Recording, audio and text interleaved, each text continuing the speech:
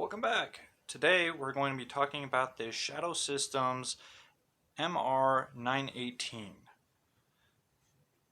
Now I'd like to apologize that I haven't uploaded in about 2 weeks to some of my viewers out there, but I've been a little bit busy. But anyway, I do got a nice treat for you. This is actually a pretty nice little upgrade to a factory Glock pistol for the most part. Now this isn't a factory Glock pistol, and I wouldn't necessarily say that this is a custom built Glock. It's somewhere in between. It has a lot of nice little features that are nice upgrades from a factory Glock, and I definitely really appreciate that.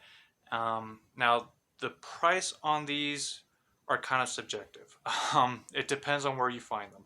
This one was purchased for about $650, but this was about 2 years ago, so you're probably not going to find many of these for that price.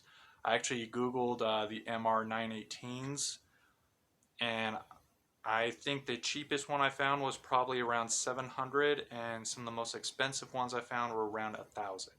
I'm not sure what exactly are some of the absolute differences in most of those. Some of them do have optic cuts, which that is probably about $150 value depending on what kind of optic cut you have it for. So I could see some of them being a little bit more expensive. However, they don't make these 918s anymore. They're making the 920s, and I've never held or used one of the 920s. So if you know the differences between the 918 and the 920s, please leave it in the comments below so I can figure out. Now, right away, you can see we have these angled serrations, both forward and on the rear part of the pistol. These are very, very nice upgrades, I would say, from most factory Glocks. Matter of fact, let me show you a factory Glock we have here.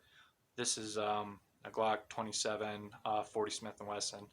I don't have a Glock 19 around to measure with this, so this is the closest thing I have that is the closest to a factory Glock that I haven't modded.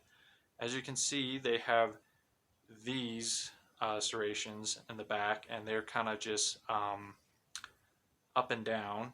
They're not angled, and they're okay. There's definitely none on the front. I believe some of the Gen 5s have ones on the front. You can definitely buy some aftermarket slides for your Glocks, but this is nice that this already comes pre-packaged that way. I think that these angled cuts are really nice for really grabbing and pulling the pistol. When you pull the slide back, you're not always just pulling straight back. When you're doing drills and you're really in the, you're really throwing magazines in there and you're racking it back, you're kind of pulling back this way. So when you grab it, you're kind of pulling it back while you're kind of pushing the rest of the pistol kind of in that way. So you're kind of doing this. And it's very nice that they are angled. That might be something small. I get that subjective. It's up to interpretation for most people. Most things on this are going to be up to most people. Not everybody's going to like it, and that's okay, but I actually really like this. I like the little upgrades. This is nice. The staple job, big upgrade in my opinion. The factory grip jobs on most factory Glocks are horrific, and that's why you have this little poor man's tape that I have on most of my other Glocks.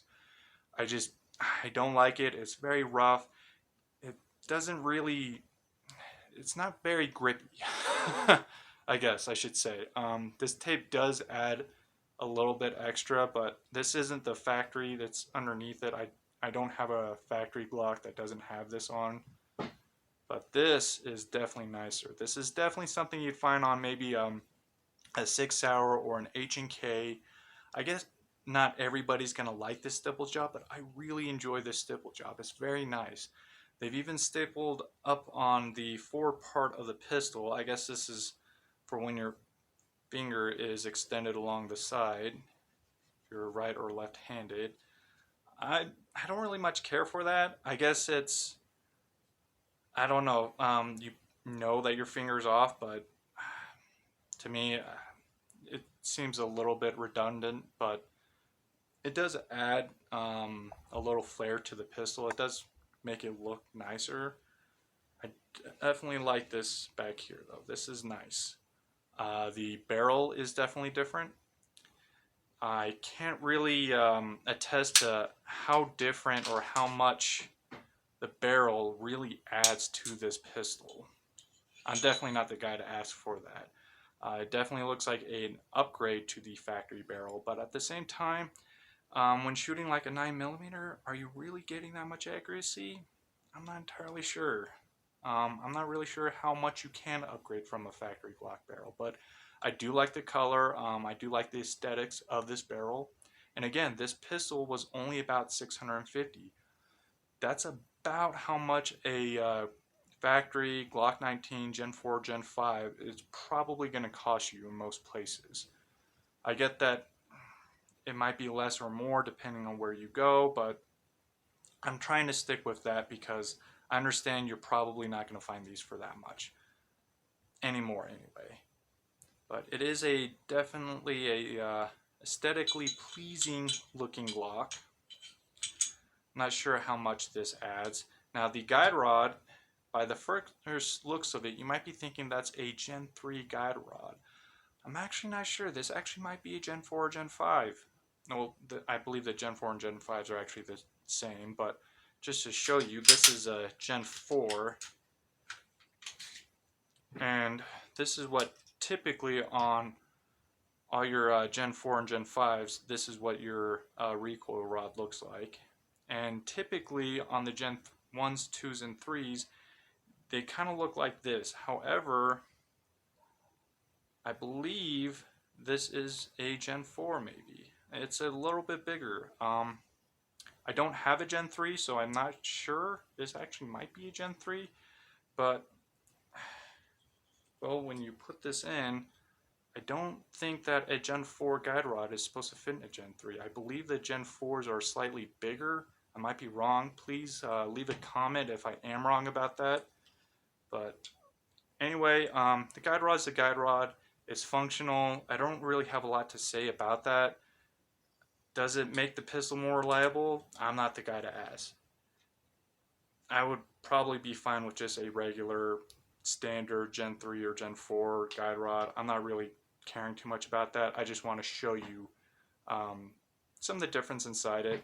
Now the trigger is a much nice upgrade.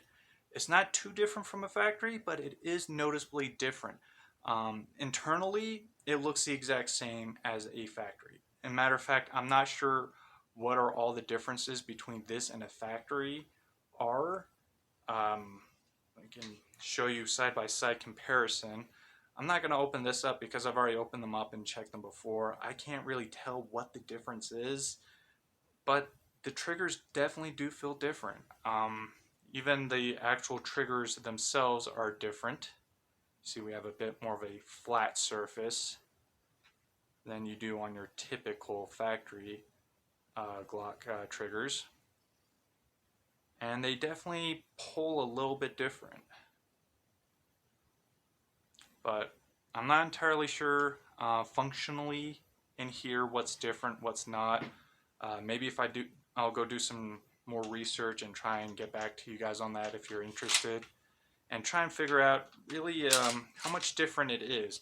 I would say you could probably buy better aftermarket triggers, but this one is a pretty nice upgrade from the Glock factory trigger. The Glock factory triggers, as you all know, if you've seen any of my other videos, they're atrocious. I do not like the Glock factory triggers.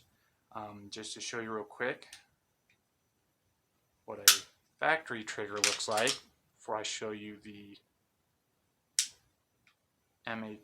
the 918. And we have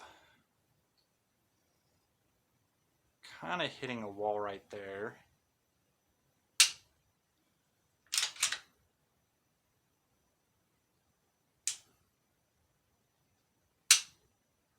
Show you that one more time. Again, it's not that much of a difference, but it is different and it is much nicer. Glock, you guys definitely need to upgrade your factory triggers, and this is a slight upgrade. Again, there's probably some better aftermarket triggers out there. I don't expect them to put the nicest trigger in this, especially if they're selling it at a factory Glock price, which you can't get anymore, but hopefully someday that comes back down.